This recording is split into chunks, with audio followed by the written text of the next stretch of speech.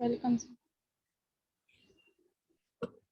Okay, so basically we were discussing about when these carbohydrate molecules were having 4 or more carbon in number in their chain, then they can acquire a cyclic ring type of structure in the aqueous solution. So open chain structure and closed ring structure. These two structural forms are interchangeable they keep on interchanging in the aqueous solution. So when there is a 6-membered ring, then that is called as pyran. When there is a 5-membered ring, then that is called as furan. आगे हम लोग nomenclature में देखेंगे पायरन and furans का use. तो अब देखिए यहाँ पर बता रहा है ये साइक्लिक शुगर का नोमेनक्लेचर। ओपन चेन जब था तो उसको अकॉर्डिंग टू फिशर प्रोजेक्शन नाम दिया गया था। Fischer projections commonly use for linear sugar structures. Okay, Fischer कौन सा था आप देखिए, फिगर दिखाया है आपको पहले। फिशर प्रोजेक्शन, ये लीनियर चेन वाले फिशर प्रोजेक्शन फॉर्मूला है, दिस वन, जिस पे हम बताए थे कि बोल्ड लाइन जो है that means these moieties are facing you and this carbon is in the plane of this screen or paper, you can say. These dotted lines indicate that these two groups are beneath this plane, below this plane or away from you. Okay, so this is Fisher projection formula.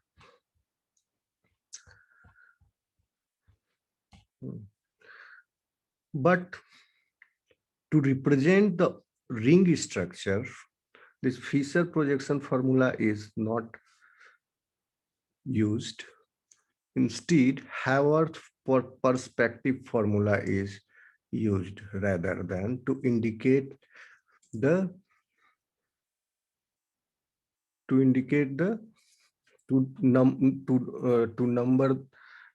name the cyclic structure of the cyclic structural form of the carbohydrate. So in Haworth projections, the 6-membered ring is tilted. कैसे इसको किया जाता है? आप देखोगे कि there is a bold line and this bold line is broader here and narrower further. You can observe it. So what it says, Haworth projection says that this plane of, listen carefully, this plane of the ring of this carbohydrate molecule, when it is present in the aqueous solution in the ring form, then this plane of the ring is perpendicular to the surface of this paper or screen, you can say.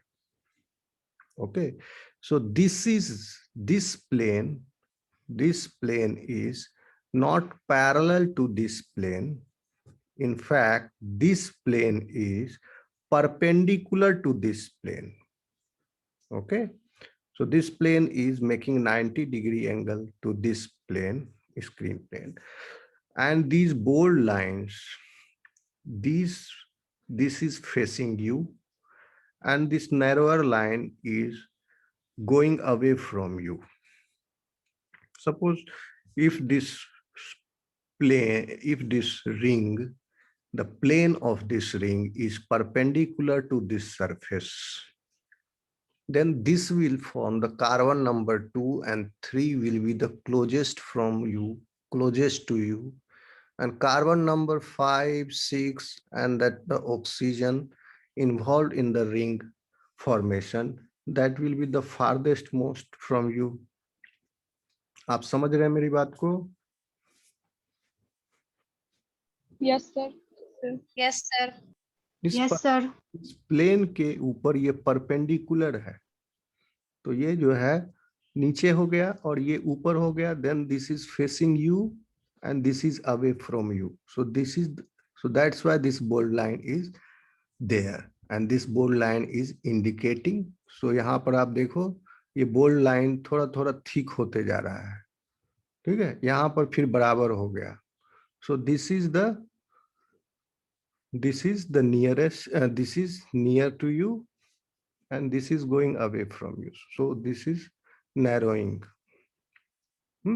So Fisher in Haworth projection, the six-membered ring is tilted.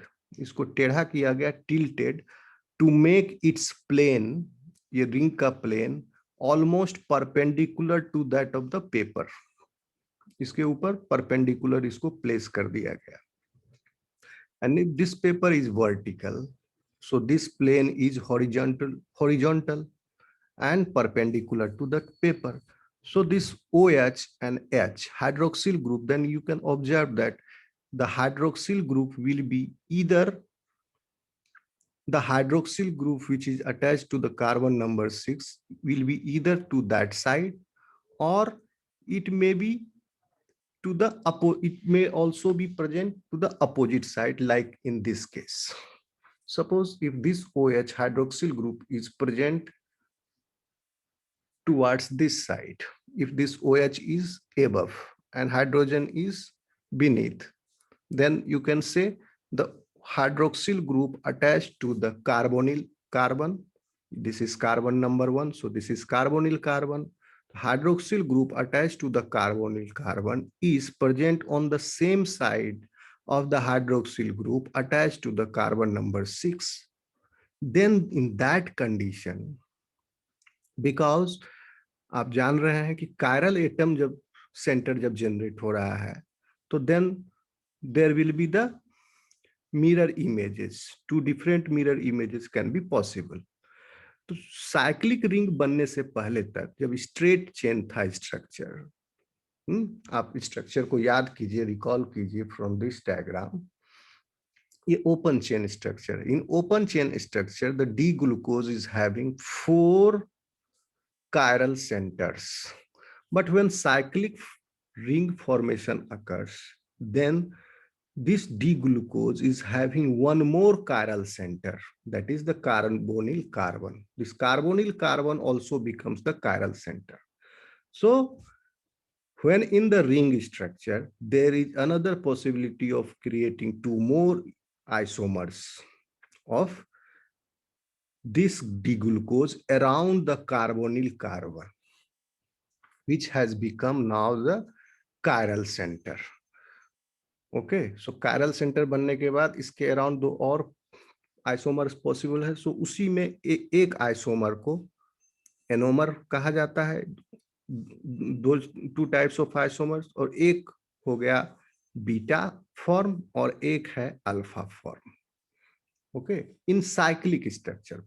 जब open structure है तब ये possible नहीं है क्योंकि chiral centres जो है वो बीच में है. कार्बोनिल कार्बन कायरल सेंटर नहीं है. जब साइक्लिक स्ट्रक्चर हो गया, रिंग स्ट्रक्चर हो गया, then the carbonyl carbon, this carbon has also become chiral, carbon number 1. देखिए 4 डिफरेंट ग्रुप इज देयर. यहाँ से ऑक्सीजन है, यहाँ OH है, H है, and here CH2OH, the rest of the group. बात समझ में आ रही है आपको? Yes, sir. Yes, sir. Okay. So alpha form तब होता है आइसोमर का, कायरल कार्बोनिल कार्बन जब कायरल हो गया तब अल्फा फॉर्म तब कहा जाता है उसका, जब हाइड्रोक्सिल ग्रुप जो है उस कार्बोनिल कार्बन का is towards the opposite side of the hydroxyl group attach to carbon number 6. अब आप देखिए यह प्लेन, रिंग का प्लेन अगर परपेंडिकुलर है इस पेपर पर, म्यूट कर लीजिए.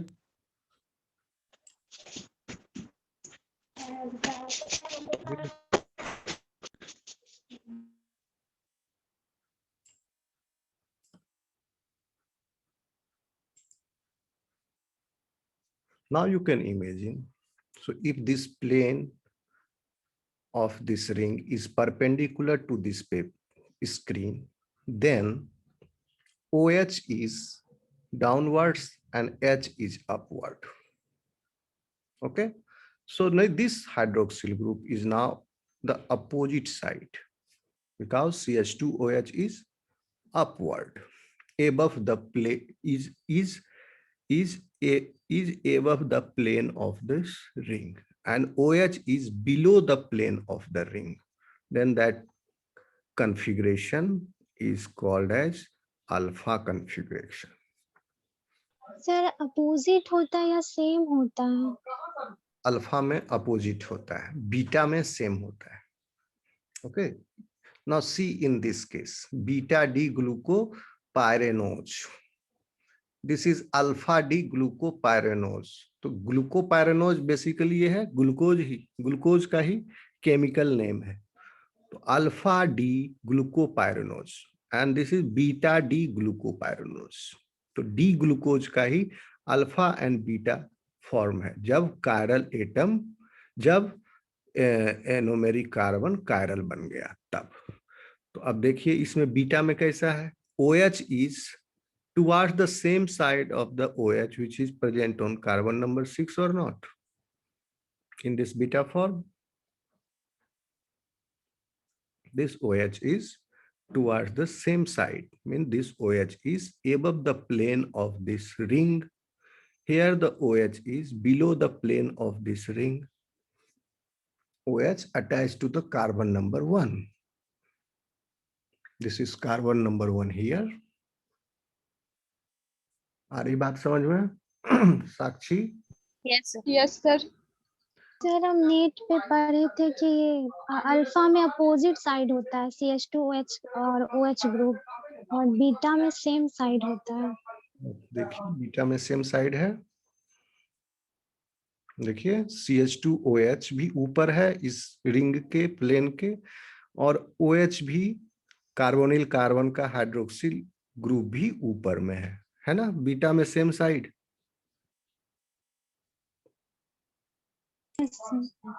बीटा में सेम साइड है ना, OH ये भी ऊपर है ये भी ऊपर है, और अल्फा में अपोजिट साइड है. CH2OH तो ऊपर है ही, और कार्बोनिल कार्बन का हाइड्रोक्सिल ग्रुप नीचे है. जो नीचे है वो प्लेन के नीचे है. समझ में आई बात? Yes sir. कंफ्यूजन है?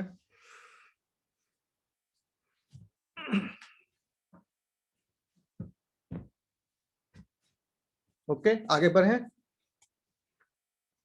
Yes, sir. कंफ्यूजन है तो पूछो.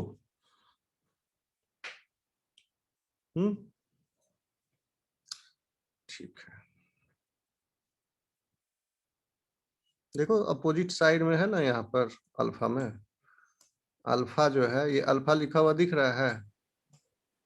Yes sir. Alpha D Yes, glucose sir. And this is beta. Beta में Beta D glucose. साइड है, अल्फा में अपोजिट साइड है. Okay, drawings. अब देखिए ये हैवर्थ प्रोजेक्शन था. इस हैवर्थ प्रोजेक्शन का क्या नियम है कि 6 मेंबर्ड रिंग जो है उसको टिल्ट कीजिए ताकि वो पेपर पर, जो आपका पेपर है उस पर परपेंडिकुलर हो जाए, और with the bonds closest to the reader drawn thicker. जो आपसे क्लोजेस्ट है ये बॉन्ड, जो ये कार्बन नंबर 2 और कार्बन नंबर 3 के बीच में बॉन्ड जो है वो क्लोजेस्ट हो गया आपसे, उसको थिक कर दीजिए. और फिर ये कार्बन नंबर 1 और 2 के बीच में बॉन्ड है, धीरे धीरे थिक हुआ क्योंकि ये नजदीक आया. So closest to the reader drawn thicker and those farther away as in the figure 6, 7, 6, उसके कंपैरिजन में ये ठीक बनाओगे. तो इसका रूल क्या है बनाने का? To convert Fischer projection formula of any linear D hexose, किसी भी लीनियर डी हेक्सोस, जैसे ये हुआ डी ग्लूकोज, इसको साइक्लिक रिंग में बदलने के लिए क्या क्या कन्वेंशन है आप रिकॉल कर सकते हो? जो राइट हैंड साइड है वो किस तरफ है, ऊपर है कि नीचे है? जो राइट हैंड साइड है ओपन रिंग में वो ऊपर है कि नीचे है? नीचे नीचे नीचे है, ठीक। नीचे है सर। लेफ्ट हैंड साइड वाला वो ऊपर है, ठीक। तो देखिए यही नियम है। To convert the Fischer projection formula of any linear dihexose to a Haworth perspective formula showing the molecule cyclic structure, draw the 6-membered ring, 5 carbon and 1 oxygen at the upper right. यहाँ पर upper right में एक oxygen और 5 carbon का ये ring बना दो पहले, और कार्बन का नंबरिंग जो है क्लॉकवाइज डायरेक्शन में कर दीजिए। तो क्लॉकवाइज डायरेक्शन शुरू कीजिए ऑक्सीजन के बाद से। यहाँ पर जो पहला कार्बन है ऑक्सीजन के बाद 1, फिर ये क्लॉकवाइज डायरेक्शन में 2, 3, 4, 5 और 5 के ऊपर ये CH2OH 6th carbon. Beginning with the anomeric carbon, anomeric carbon के साथ आप शुरू कीजिए। एनोमेरिक कार्बन यही है, ठीक है। एनोमेरिक कार्बन किसको बोल रहे थे? वो कार्बन जहां पर, हाँ, एल्डिहाइड के केस में, ओके। और कीटोन के केस में नंबरिंग कहां से शुरू हो रहा था? एलोमेरिक कार्बन तो वही है जो कीटोन ग्रुप में इन्वॉल्व है, बट नंबरिंग कहां से शुरू हो रहा था? उस एंड के कार्बन से नंबरिंग शुरू हो रहा था जो कि हाँ एनोमेरिक कार्बन के सबसे नजदीक में था, ओके। जैसे फ्रुक्टोज में आप देखेंगे नंबरिंग अगर, so this is number 1, 2, 3, 4, 5 and 6, okay. So इसमें नहीं पता चलेगा आपको अल्फा डी फ्रुक्टोफुरेनोज, इसमें नहीं पता चलेगा इसमें। एनीवे आगे आएगा दूसरा फ्रुक्टोज का structure. So number the carb, इसको क्लॉकवाइज डायरेक्शन में लगा लो। उसके बाद एनोमेरिक कार्बन से शुरू करो and then place the hydroxyl groups. Hydroxyl group को प्लेस करने का क्या नियम था? जो राइट हैंड साइड है उसको नीचे, लेफ्ट हैंड साइड को ऊपर। If the hydroxyl group is to the right of the Fischer projection, it will be placed pointing down, that is below the plane of the ring in the Haworth perspective. Haworth perspective की आवश्यकता क्यों पड़ी? क्योंकि these monosaccharides occur in the cyclic form. So if it is to the left side of the Fisher projection, it is placed pointing up, that is above the plane. So in the Haworth perspective इस तरह से किया जाता है, left को up, right को नीचे। So the terminal CH2OH group projects upward in D enantiomer. एक नियम ये भी याद रखो, टर्मिनल CH2OH जो है अगर डी फॉर्म है तो CH2OH विल बी अप। ये ओपन रिंग है ग्लूकोज का, Fischer projection formula, Fisher projection structure, and this is alpha D glucopyranose Haworth perspective. इसमें ग्लूकोपायरानोज इसका केमिकल नेम हो गया। अल्फा भी लगाना जरूरी है क्योंकि साइक्लिक स्ट्रक्चर जब आ जाएगा तो कायरल सेंटर बन गया आपका कार्बोनिल कार्बन भी, तो फिर 2 और आइसोमर हो सकते हैं डी ग्लूकोज के, ओके, पॉसिबल। तो अल्फा एंड बीटा टाइप, तो अल्फा है ये, यानी अल्फा का मतलब हो गया हाइड्रोक्सिल ग्रुप जो है कार्बोनिल कार्बन का वो नीचे है, ओके।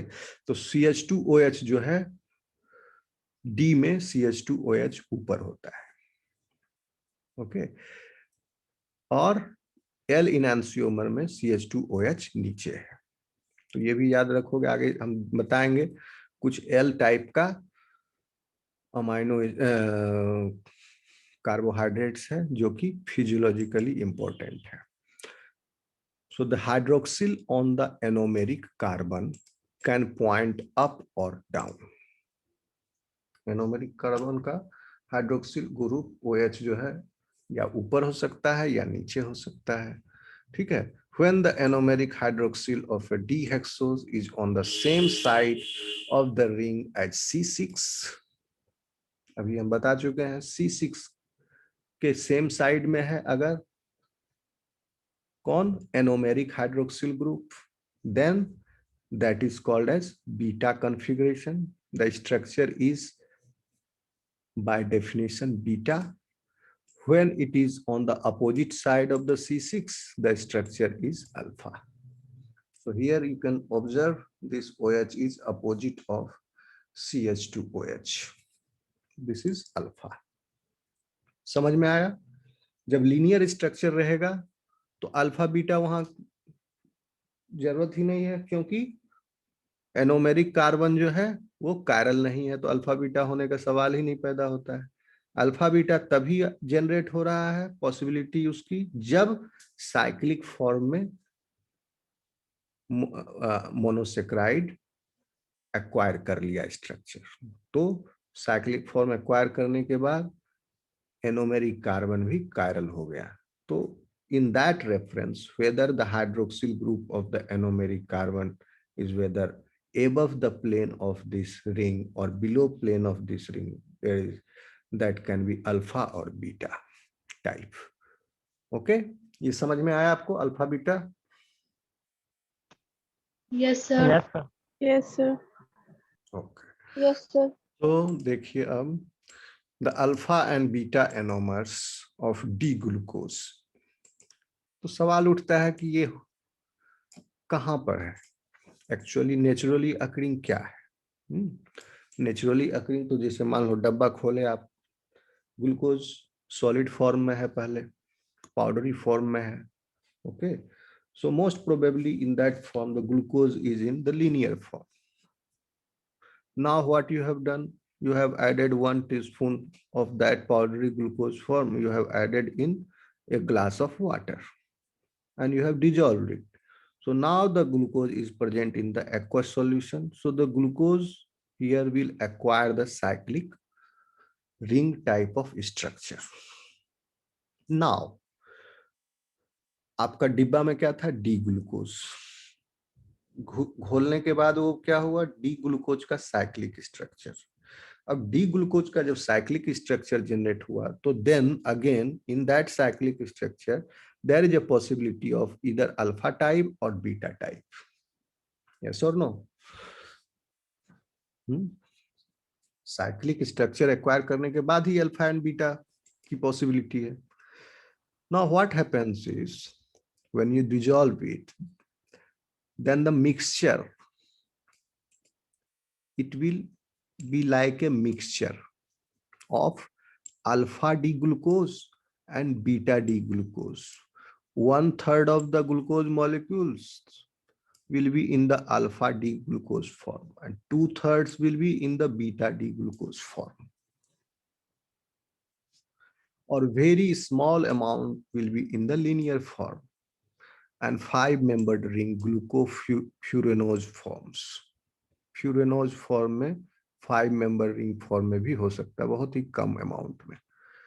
जब आप डी ग्लूकोज को डिजॉल्व करोगे वाटर में, तब कहने का मतलब बीटा डी ग्लूकोज ज्यादा स्टेबल है, फिर इसका मतलब 2/3 जो है बीटा डी ग्लूकोज है। ओके, समझ में आया? आगे बढ़े। Yes, sir. Yes, sir. Yes, sir. Sir aqueous solution में डालने के बाद भी तो अल्फा और बीटा फॉर्म होता था ना? हाँ, एक्वस सॉल्यूशन में alpha form and beta form दोनों फॉर्म में ग्लूकोज एग्जिस्ट करेगा। Actually this is interconvertible. What happens is alpha D glucose converted into first क्या होगा? अल्फा डी, ये लीनियर स्ट्रक्चर और साइक्लिक स्ट्रक्चर के बीच में इंटर कन्वर्जन होते रहता है। देखिए एक फिगर, ये can you see this figure? This alpha D glucose can open into, आगे हम बताएंगे रिड्यूसिंग शुगर क्या होता है उसमें, इसी चीज को फिर से ठीक है, तो यहां पर क्या हुआ, रिंग जो है ओपन हो गया।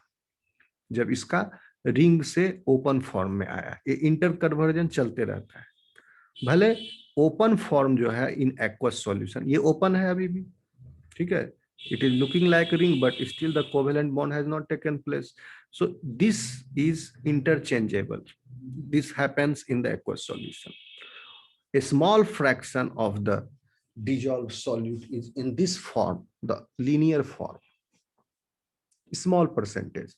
So what happens, alpha D glucopyranose, alpha D glucose converts into the open chain form, and then open chain form then again converts into the beta D glucose. Okay, alpha and beta D glucose के बीच में direct inter conversion नहीं हो सकता है, this is not possible. अगर आप dissolve करते हो सॉल्यूशन में, अल्फा जो है ओपन हो गया, फिर वही ओपन बीटा बन जाएगा, फिर बीटा ओपन हो गया, फिर वो ओपन अल्फा चेंज हो जाएगा, या अल्फा ओपन हो गया फिर अल्फा बन गया। ओके, बीटा ओपन हुआ फिर बीटा बन गया, या अल्फा ओपन हुआ फिर उस ओपन से बीटा फॉर्म जनरेट हुआ। तो इस तरह से inter conversion in aqueous solution चलता रहता है। तो वही हम बताए आपको कि in the aqueous solution beta D glucose is 2/3। Suppose if you have dissolve 10 grams of D glucose in 100 ml of water, then 2/3 of this 10 gram, yani 6.66 gram of the glucose will be in the dissolved state, will be in the form of beta D glucose. Okay?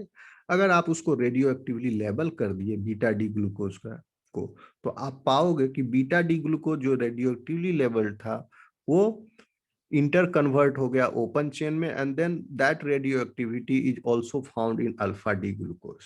So that means beta D glucose has changed into alpha D glucose via this open chain structure, not directly. Okay? ये क्योंकि ये नहीं हो सकता है, alpha से beta का conversion जब तक बॉन्ड ब्रेक नहीं होगा, कोवेलेंट बॉन्ड, यानी ये बॉन्ड ब्रेक होना जरूरी है, तभी ये OH नीचे आएगा और H ऊपर जाएगा। ये बॉन्ड ब्रेक हुआ, ओपन चेन स्ट्रक्चर हुआ, and then open chain structure होने के बाद फिर अल्फा में वो तब्दील हो सकता है, या फिर वो बीटा भी बन सकता है। समझ में आई बात?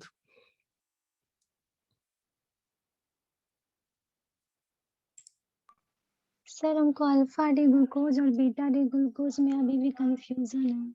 हाँ हाँ, पूछो क्या होगा। क्योंकि एनसीईआरटी बुक में मतलब ये फीसर प्रोजेक्शन फार्मूला में दिया है, यहाँ पे दे रहा है कि अल्फा में अपोजिट साइड होता है, लेकिन इस बुक में शो कर रहा है कि सेम साइड होता है OH ग्रुप। किस बुक में? वो एनसीईआरटी 12th का बुक। एनसीईआरटी 12th का बुक, उसका एग्जैक्ट तुम मुझे कोई स्क्रीनशॉट भेजो, ग्रुप में भेजिए सर क्लास के बाद भेज देंगे तो। हाँ, क्लास के बाद भेजिए स्क्रीनशॉट। बट क्या है नियम, अल्फा उसको बोले जहां पर हाइड्रोक्स हो सकता है उसमें कोई पॉइंट मिस हो रहा हो समझने में, ठीक है आपको, लेकिन आप ये समझिए दिस इज ट्रू, ओके, कि hydroxyl group of the carbonyl carbon जो है वो अगर नीचे है, okay, then that is alpha. नीचे का मतलब हो गया क्योंकि डी ग्लूकोज में always CH2OH is above the plane of this ring. Okay, so if it is above the plane of the ring and hydroxyl group is below the plane of the ring, then that is the alpha anomer. If hydroxyl group is above the plane of the ring, CH2 हमेशा plane of the ring के ऊपर ही है, CH2OH जब नीचे हो जाएगा plane of the ring में, that in that case that will be called as L glucose. Okay, glyceraldehyde से हम बोले थे ना नीचे का तुलना करोगे लास्ट वाला, सो जो सबसे डिस्टेंट कायरल सेंटर है, तो C5 is the distant chiral centre, सबसे दूर वाला कायरल सेंटर है। किससे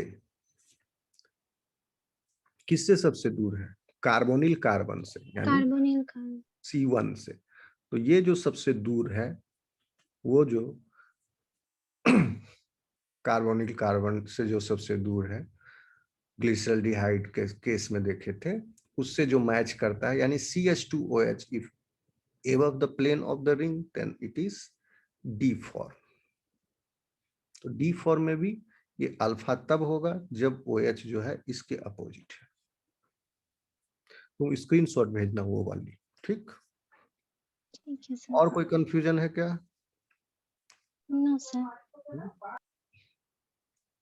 दिस मिक्सचर अब देखिए, एक चीज और है, एक कॉम्प्लेक्सिटी और है। आप सोचोगे रिंग खत्म नहीं हुआ, there is one more thing. Okay, because what happens is Haworth perspective formulas like those in figure 7.7 are commonly used to show the stereochemistry of the ring form of the monosaccharides. Haworth perspective formula is associated with the ring form of the monosaccharide. However, the six-membered pyranose ring is not planar. Actual में क्या, ये तो समझने के लिए बनाया गया। इस तरह से होगा, एक ही प्लेन में सारे कार्बन एटम है,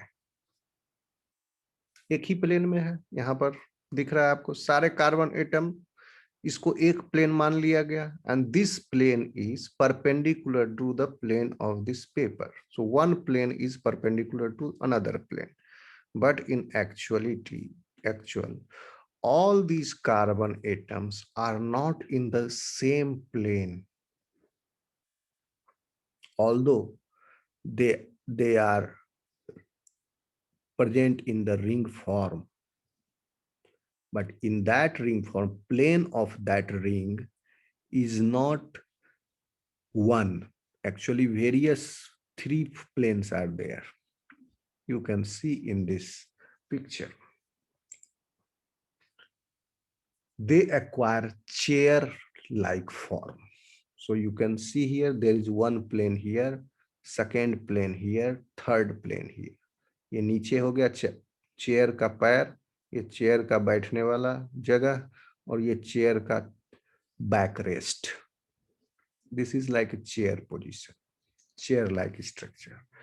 So in the ring form, however, the six-membered pyranose ring, six-membered wala hai, six-membered pyranose ring is not planar, as Haworth perspective suggests, but tends to assume either of two chair conformations.